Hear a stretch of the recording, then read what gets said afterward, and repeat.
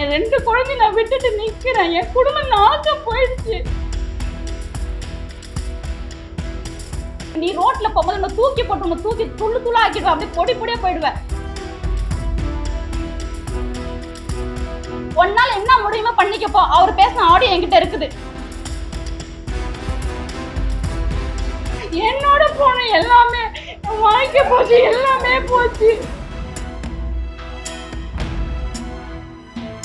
ரொம்ப கேவலமா அந்த லேடியும் நைட்ல 1 மணி 2 மணிக்கு எனக்கு ரொம்ப ரொம்ப மனதி டார்ச்சர் கொடுத்துட்டு இருக்காங்க. ஜான் கென்னடி என் வாழ்க்கைக்கு 2010ல் வந்தாரு. எங்க அண்ணன் லாரி ஆக்சிடென்ட்ல இறந்துட்டாரு. அப்போ எங்க வீட்டில் உள்ள நுழைஞ்சாரு. நுழைஞ்சிட்டு என்னோட நம்பரை வாங்கினாரு. நம்பரை வாங்கி எனக்கு ரொம்ப ரொம்ப ஃபோன் பண்ணி எனக்கு நீ எனக்கு அடிக்ட் ஆகணும், நான் அவனை பார்த்துக்கிறேன், கொள்றேன்னு சொல்லிட்டு 2010ல் ஆரம்பிச்சது என் வாழ்க்கை. எங்க 3 குழந்தைங்க, 2 பொண்ணு 1 பையன்.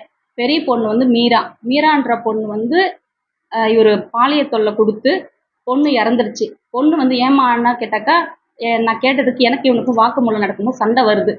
சண்டை வந்தோடனே பாப்பா பைசன் சாப்பிட்டோன்னே விழுந்து ஜிஹெச்சுக்கு போனோம். இவன் என்னான்றான், என் வேலை போயிடும், நீ இதை போல் சொல்லு, நான் எல்லாம் பார்த்துக்கிறேன், உன் குடும்பத்தை எல்லாம் நான் பார்த்துக்கிறேன், நீ எதுவும் பயப்படாத, நீ எல்லாமே நான் இருக்கேன், உனக்கு பின்னாடி நாங்கள் எல்லாமே நாங்கள் பார்த்துக்குறோம் ஆனிட்டு இவர் ஜான் கென்னடின்றவன் சொல்கிறான் என்கிட்ட.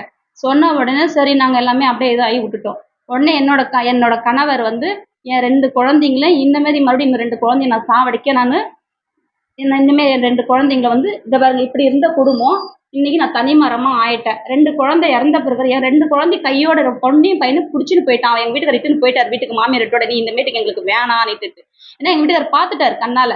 முதல்ல எங்களுக்கு குதிச்சு வீட்டுக்கு வரும்போது எங்கள் வீட்டுக்கார், நானும் இவர் படுத்துட்டு இருக்கும்போது எங்கள் வீட்டுக்கார் பார்த்துட்டு என்னை வேணான்னு சொல்லிட்டு என்னை விட்டுட்டு போயிட்டார்.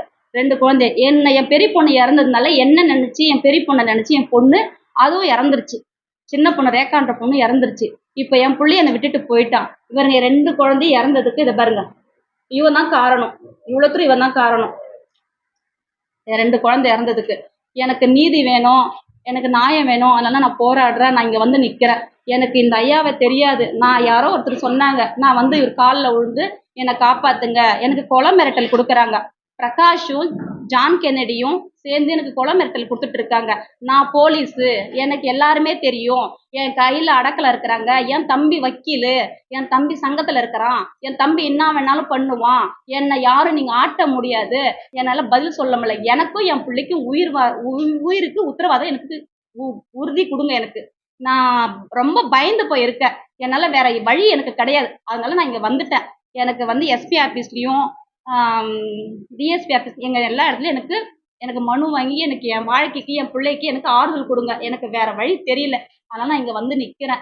என்ன நிவாரணம் எதிர்பார்க்குறேன்னா, என் குழந்தையும் நானும் தனி மரமா என்னோட சொத்து என்னோட பிளாட்டு வாங்கின்னு போயிட்டேன். என்னோட பிளாட்டு மூர்த்தி நகரில் வெளியூரில் இருக்குங்க. என் பிளாட்டு பத்திரம் எடுத்துன்னு போயிட்டான். 15 பவுன் நகை வாங்கின்னு போயிட்டான். நான் இங்கே வச்சுக்காத, சேஃப்டி இல்லை, நான் என் வீட்டில் வச்சுக்கிறேன்னு சொல்லிட்டு என்னோட நகையை 15 பவுன் வாங்கின்னு போயிட்டான். 10 லட்சம் ரெட்டியார்பேட்டையில் இருக்கிற வீடு வாங்கி நான் உனக்கு எழுதுறேன், எனக்கு காசு கொடு, நான் கொஞ்சம் காசை போட்டு நான் வாங்கி கொடுக்குறேன்னு இது பாருங்க, இந்த வீடு எழுதுறேன்னு சொல்லிட்டு இந்த வீட்டில் ரெட்டியார்பேட்டையில் ஒரு பொண்ணை எட்டுன்னு போய், பிரியங்கான்ற பொண்ணை எட்டுன்னு போய் அந்த வீட்டில் படுத்துட்டு இருந்தான். படுத்துட்டு இருக்கும்போது இவன் எங்கே காணும்னு சொல்லிட்டு நான் ஃபோன் அடித்தா எடுக்காத போது நான் ரெட்டியார்பேட்டை வீட்டில் போயிட்டு எட்டி உதச்ச உடனே அவங்க 2 பேரும் நிர்மாணத்தோட படுத்துட்டு இருந்தாங்க. ஜான் கென்னடி சிவாவும் பிரியங்காவும் படுத்துட்டு இருந்தாங்க.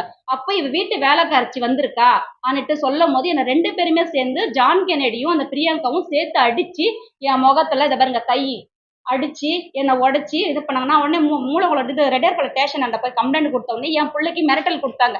நீ கம்ப்ளைண்ட் கொடுத்தினாக்கா உடனே உன் பிள்ளை தூக்கிடுவேன், பெட்ரோல் ஊற்றி கொளுத்திடுவேன் ஆன்னு சொல்லிட்டு வந்தோடனே நான் உடனே ரோடை கிராஸ் பண்ணி வந்தோடனே ஜிஹெச் அந்த வெளியூர் ஜிஹெச்சுக்கு நான் போறேன், ஊசி போடலான்னுட்டு.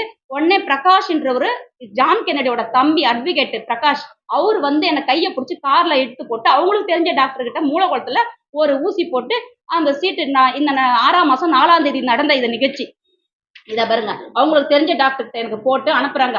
எனக்கு முழுக்க முழுக்க காரணமும் என் உயிருக்கு, என் பிள்ளைக்கும் எனக்கு பிரகாஷ் என்றவரும் ஜான் கென்னடியும் இந்த பிரியங்கா இவங்க 3 பேர் தாங்க எனக்கு பதில் சொல்லி ஆகணும். என் வாழ்க்கைக்கு இதுதான் நீதி வேணும். நான் அதெல்லாம் போராடுவேன், எங்க வேணாலும் போவேன். இதுக்காக எனக்கு நீதி வாங்கி கொடுங்க எல்லாரும் சேர்ந்து. எனக்கு மீறி எங்களுக்கு எதுவும் நடக்கக்கூடாது. அவங்க என் குடும்பம் தான் எல்லாத்துக்குமே. கொடுத்துருக்கேன். இங்க ஐயா கிட்ட தான் எனக்கு சொன்னாங்க. நான் வந்து குடுத்துருக்கேன். இப்ப ஆபீஸ்ல எல்லா இடத்துலயும் டிஜிபிக்கு புகார் பிஜிபி வந்து ஆபீஸ்க்கு, கவர்னர் ஆபீஸ். ஆமா. வந்து ஸ்பெஷல் பிரான்ச்ல இருக்காரு. இன்ஸ்பெக்டரா இருக்காரு. சார் நான் செவ்வாய்க்கிழமை 15ஆம் தேதி நான் ஸ்பெஷல் பிரான்ச்சுக்கு போய் நான் கேட்டேன். ஜான் கென்னடி நான் போய் பார்க்கலாம்னு நான் போனேன். போகும்போது அங்க போய் கேட்கும்போது அங்க 2 பேர் போலீஸ் இருந்தாங்க. இங்க இல்லம்மா 2 நாள் மெடிக்கல் லீவ் போட்டு போயிருக்காங்கன்னாங்க. அப்ப பிரகாஷ் அங்க பாதுகாப்பு போட்டிருக்காப்ல. அவர் அண்ணன் தப்பு செய்வாரு. வீடு வீடா தெருக்கு பொண்டாட்டி சம்பாதிப்பாரு. அவர் அண்ணன் தம்பி வந்து பிரகாஷ் வந்து அட்வொகேட் வந்து இவருக்கு துணை தேடுறாரு. இவரு வந்து அவர் தம்பி, என் தம்பி பிரகாஷ் வக்கீலா இருக்கான். நீங்க என்ன வேணாலும் பண்ணிக்க, என்ன ஒண்ணுமே பண்ண முடியாது அன்னிட்டு இவர் சொல்றாரு. மாத்தி மாத்தி அண்ணனும் தம்பி காப்பாத்திக்கிறாங்க. இவரு காப்பாத்துறாரு, அவரை காப்பாத்துறாரு. அப்ப எங்களுக்கு யாரும் காப்பாத்த ஆள் இல்லைங்களா? எங்களுக்கு யாருமே கிடையாதா? அப்ப என் வாழ்க்கை சீரழிஞ்ச மாதிரி என்ன மாதிரி இன்னொரு பொண்ணுங்களுக்கு வரக்கூடாது. என் குடும்பம் துக்குளா போயிடுச்சு. இன்னைக்கு நான் தனி மரமா நின்னுட்டு இருக்கேன். எனக்கு நீதி வேணும். என் 2 குழந்தைய நான் விட்டுட்டு நிக்கிறேன். என் குடும்பம் நாசம் போயிடுச்சு. எனக்கு எல்லாமே பதில் சொல்லி ஆகணும். அவங்க குடும்பம் பதில் சொல்லி ஆகணும். என் 2 குழந்தைய விட்டுட்டு நான் நடு ரோட்ல நிக்கிறேன். எனக்கு யாருமே இல்லாம நான் அனாதையா நின்னுட்டு இருக்கேன்.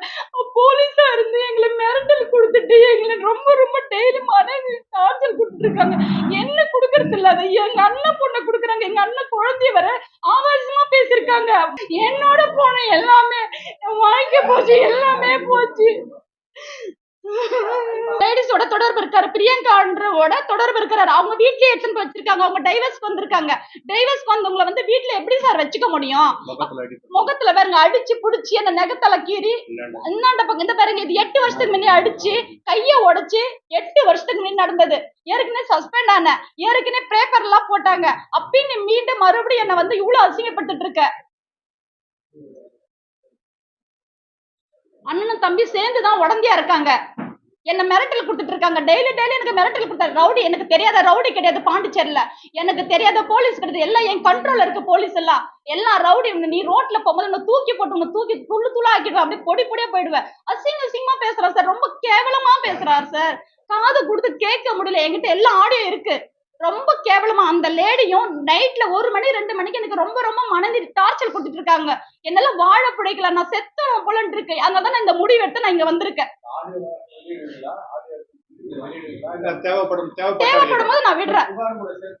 இல்லப்பா, புகார் கொடுத்துருவோம். அது ஆடியோ நிறைய இருக்குது. அதுல சிடி பண்ணி கொடுப்போம் சார். பிரகாஷ் என்ன கேக்குறாரு, வன்னியர் சங்கத்துக்கு நீ போவியா? உன்னால என்ன முடியுமோ பண்ணிக்கப்போ. அவர் பேசின ஆடியோ என்கிட்ட இருக்குது. வன்னியர் சங்கத்துக்கு நீ போறியா? போ, உன்னால முடிஞ்சது பாத்துக்கோ. வன்னியர் சங்கத்துக்கு போய் என்ன பண்ணிடுவேன்? என்ன பண்ணிடுவாமா அண்ணன் என்ன கேட்டாரு. அது என்கிட்ட இருக்க ஆடியோ. அதுதான் நான் கேட்டேன். வன்னியர் பத்தி பேச நீ யாரு? நான் கேட்டேன். உன் வீட்டுக்கிட்டே பெட்ரோல் ஊத்தி கொளுத்திக்க பாக்கலாம். உனக்கு 4 பேர் இருக்கும், எனக்கு 4 பேர் இருக்க மாட்டானா? என் சார்பலான்னு கேட்டாப்புல. இருங்க சார். இது வந்து ஐங்குட்டிப்பாளையம். இந்த நான் என்ன மிரட்டல் கொடுத்ததெல்லாம் வந்து ஐங்குட்டிப்பாளையம். அவங்க வீட்டாண்ட போய் கத்தன பிறகு இந்த ரெக்கார்டு வந்து அவங்க எனக்கு என் போன்ல எனக்கு மிரட்டல் கொடுத்தாங்க சார். முத வந்து ஒரு விபத்து கேஸுக்காக போறாங்க. எங்க அண்ணன் இறந்துட்டாங்க. வில்லியனூர் நவசந்த வீதியில. இவர் வந்து எஸ்ஐயா இருக்காரு. இவங்க அப்ப பாக்குறதுக்கு அழகா இருக்காங்க. சின்ன வயசு, இப்ப இந்த வயசுல இருக்கும்போது எப்படி இருக்காங்க? 16 வயசுக்கு போகும்போது இவங்க நம்பரை வாங்கி தொடர்ந்து ஃபாலோ பண்ணி எங்கிட்ட மதுளு மோத கொண்டு குச்சி வந்தாரு. குச்சி உள்ள போயிருக்காரு. உனக்கு 18 வயசா? 50 வயசு கிழவனுக்கு என்ன 18 வயசான்னு கேக்குறான் சார். அந்த ஆடியோ இருக்கு என்கிட்ட. இன்னைக்கு 50 வயசு அவருக்கு, எனக்கு 18 வயசான்னு கேக்குறாரு. இன்னைக்கு இந்த பொண்ணுடைய வாழ்க்கை சீரழிச்சது இல்லாத இந்த பொண்ணுக்கு பிறந்த 2 பொண்ணுகள் வாழ்க்கை சீரழிச்சு சாவடிச்சு என் பிள்ளைங்க செத்துருச்சுங்க. நீதி வேணும். எனக்கு எல்லாமே எனக்கு வேணும். என் பிள்ளை என்ன விட்டுட்டு போயிட்டான். அவனை விட்டுட்டு போயிட்டான். ஒரு நாட்டு மக்களுக்கு வேலி கடமை, கண்ணியம், கட்டுப்பாடுன்றத கடைபிடிக்க வேண்டியதான் காவல்துறையில இருந்தாக்க எதை வேணாலும் பண்ணுவாரா? இன்னைக்கு வந்து எப்படின்னா சீரழிஞ்சு போயிருக்குது. இன்னைக்கு ஒரு புகார் கொடுக்க வந்த பெண்ணு, இது பல காவல் நிலையத்தில் நடக்குது. ஒரு புகார் கொடுக்க வந்த ஒரு அழகான பெண்ணா இருந்தா அவங்கள வந்து தொடர்ந்து வந்து அவங்க நம்பரை வாங்கிக்கிறது, அவங்களை ஃபாலோ பண்றது, அவங்க வாழ்க்கையை சீரழிக்கிறது தொடர்ச்சியா நடந்துருக்குது. அதுக்கு ஒரு மெயின் எடுத்துக்காட்டு தான் இது. இப்ப இந்த பொண்ணுங்க மட்டும் இல்ல, இதனுடைய 17 வயசு பொண்ணு, +2 படிச்ச பொண்ணு, அந்த பொண்ணை கிட்டத்தட்ட 3 வருஷம் பாலியல் சீண்டல் பண்ணி அவ்வளவு துன்புறுத்தி அந்த பொண்ணு அழுது தற்கொலை பண்ணிக்கிற அளவுக்கு போய் தற்கொலை பண்ணிக்கிச்சு. குடும்பமே போயிடுச்சு. அந்த அளவுக்கு வருமா? ஆனா அவனுக்கு நல்லா இருக்கான். அவன் நான் இன்னொரு தேடிட்டு போயிட்டு இருக்கான். மிரட்டி இந்த இது பண்ணாக்க உன் கணவனை கொலை பண்ணிடுவேன் சொல்லி மிரட்டி இன்னி வரைக்கும் மிரட்டிங்க. பிளே ஸ்டோர் மற்றும் ஆப் ஸ்டோரில் இருந்து பாலிமர் செயலியை QR கோடு மூலம் பதிவிறக்கம் செய்யுங்கள். செய்திகளை உடனுக்குடன் பெறுங்கள்.